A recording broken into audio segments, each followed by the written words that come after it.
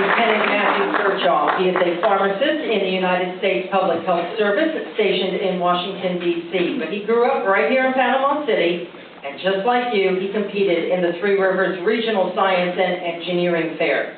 Lieutenant Kirchhoff went on to the University of Florida, which we will not hold against him, but he did complete bachelor's in food science and human nutrition, a doctor of pharmacy, and a master's degree studying the effects of medicines on entire populations.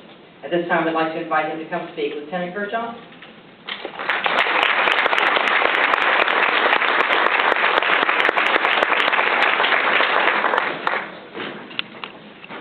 Thank you for that nice introduction, Amy. It's funny, I just realized as Dr. Shaw was up here speaking that I was at FSU, kind of in the hornet's nest. I spent 9 glorious years at the University of Florida, but I did marry a Seminole, so I guess that evens it out. All right, good evening, students, family, friends, faculty, some of my old faculty, and Mr. Husfeld, my old principal back in Mosley. Thank you so much for being here. Thank you so much for having me come here. First, I want to congratulate all the students. You guys did an amazing job. I really enjoyed judging your projects 2 days ago. Congratulations on either being volunteering or being voluntold, I think, as I was, that you had to do a science fair project. But I think it'll work out for you in the long run, as it definitely did for me. So let me give you just a quick story. I promise it'll be quick, about how it's helped me in my career path. So as Amy said, my name is Lieutenant Matthew Kirchhoff from the U.S. Public Health Service. Overseen by the Surgeon General, U.S. Public Health Service Commission Corps is a diverse team of more than 6,600 officers who are highly qualified public health professionals. Most of them are in the medical field. We basically do everything that the federal government would need a healthcare professional to do, and that includes in the military health system. We run a lot of their stuff. We're the CDC. If you've ever seen the movie Outbreak, there's a guy in there, he's an admiral. He's actually in the public health service, not a Navy guy. Food and Drug Administration, where I'm at, Coast Guard, do a lot of their health care. We're also the head of 985 civilian medical reserve corps units. So these are teams where we can deploy to states in the event of an emergency. And anywhere there's a major flood, fire, earthquake, hurricane, or attack on the American people, you'll have public health service officers there. It's an exciting job, but one that you have to study math and science to get at. So my story started 15 years ago when I was sitting basically where you guys are at the Three Rivers Regional Science Fair.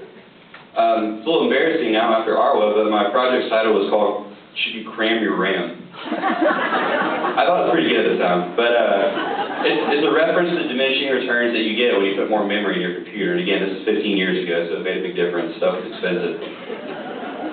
The project carried me to state, and I got a second. I was really happy about that. And the best part was, I think I won $200 from the Intel Science Award. That was the coolest thing. But, you know, that faded really quick. The important thing is the skills I took away from it. It's the scientific process that I still use today.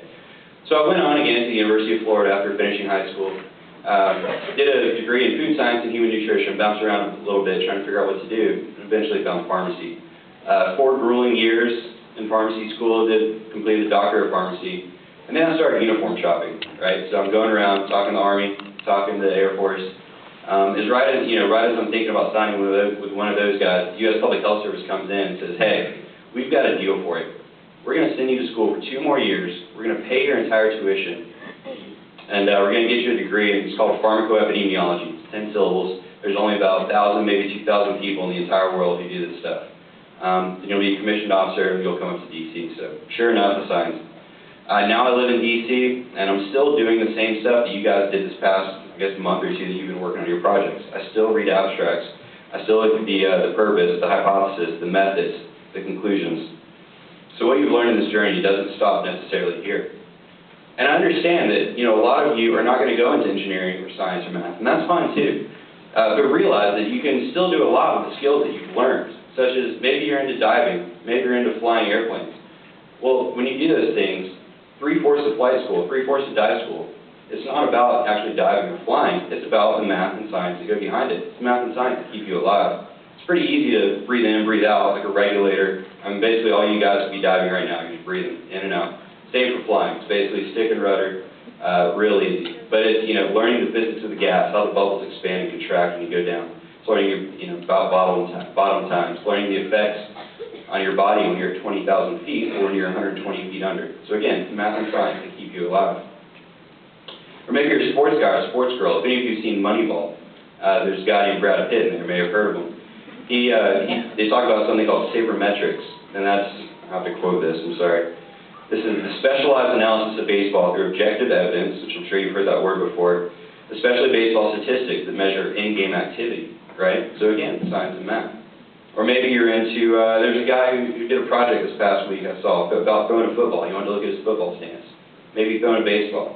Maybe you want to study sprinters, U.S. Olympic sprinters. You want to go to the IOC and help them improve their strides so the U.S. can win a gold medal.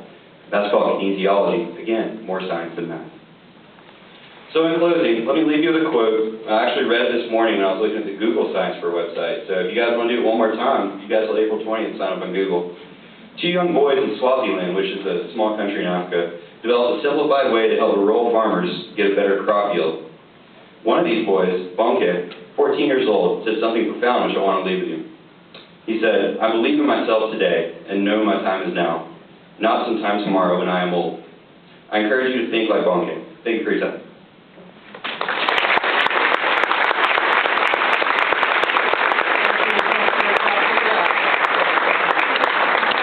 As you know, Science Fair is all about the students and showcasing their research projects. The sponsors have made it financially possible for this evening's awards and for students to continue onto the state fair. It's a long list of people who care about the children and the future of Dade County. These sponsors are listed on